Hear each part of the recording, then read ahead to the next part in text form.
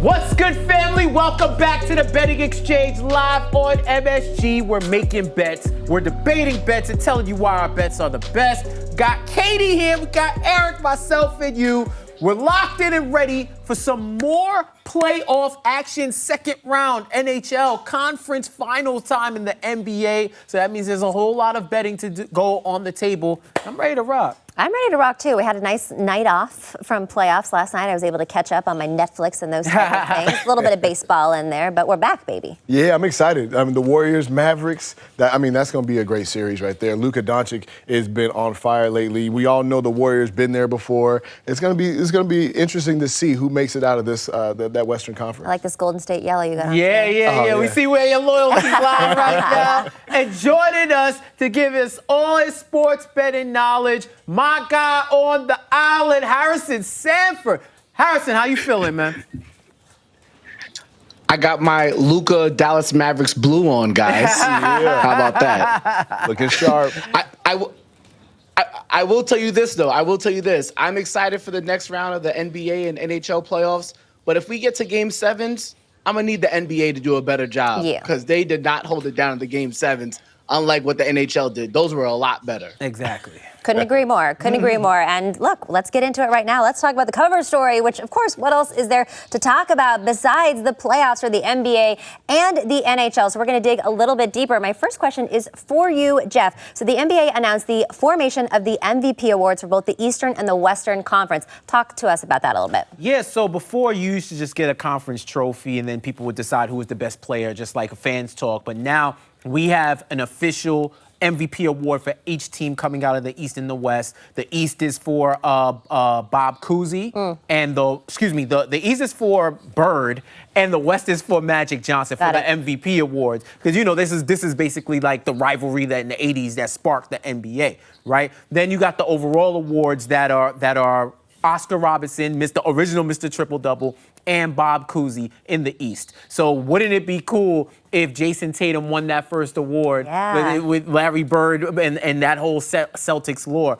So I think it's a cool way. And the Larry O'Brien trophy also got a makeover. It's been updated for the 2020. So I think it's a cool way to incentivize the players a little bit more. You get a little bit more recognition for your conference championship. But that thirst for a world title is never really going to subside. But I think it's cool to honor the greats from the NBA and to make conference championships MVP, because there have been some great performances over the years. I agree. All right, Harrison, even though the lines are not out yet, if you had to take the over in points for one player, Steph Curry or Luka Doncic, who would it be and why Steph Curry?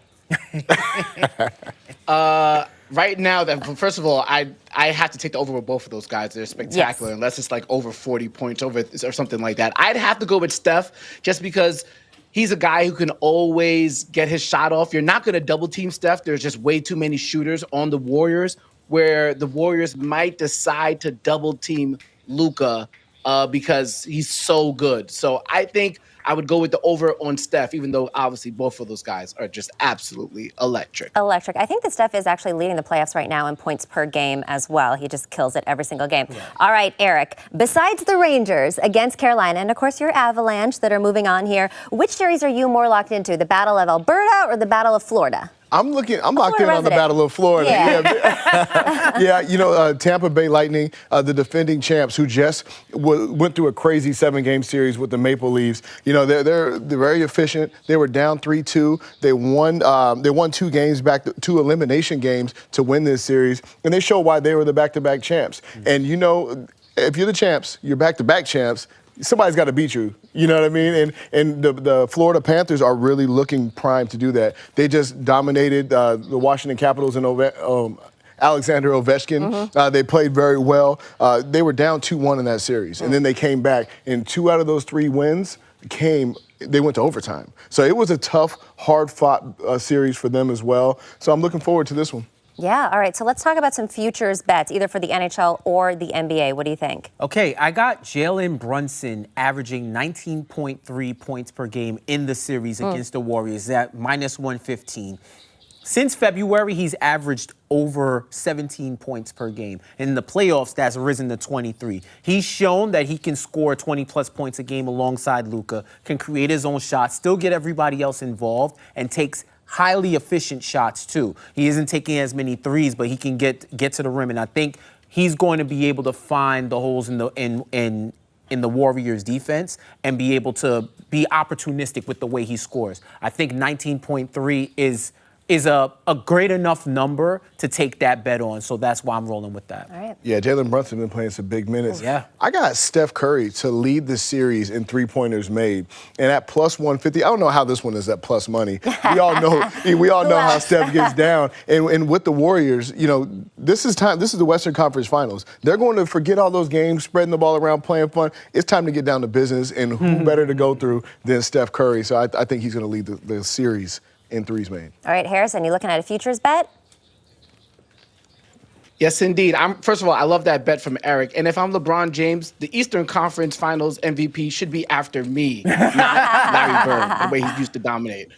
But I'm rolling with Jason Tatum at minus 120 to win that award. And sneakily, Jimmy Butler could very well get that assist leader award too if Marcus Smart doesn't play. That's plus 225 right now as well. All right, I'm looking at the Eastern Conference Finals winners to be the Miami Heat at plus 155. I do think that there is just good value here because, look, they were the number one seed for a reason. They had the best record in the Eastern Conference. They're absolutely battle-tested. And do you remember for football season, we kind of agreed that the Chiefs versus the Bills was like the real Super Bowl? Mm-hmm. I almost think that the Eastern Conference Finals was the Bucks versus the Celtics, and the Celtics gave it everything they could, so they might be a little gassed here. I think they might have just, given it everything they can. So with the Heat being so dominant at home, them having the home court advantage, if it does go into a Game 7, I like the Heat to win this at plus 155. All right, everybody, that is going to wrap up our cover story here, and we'll be right back on The Betting Exchange.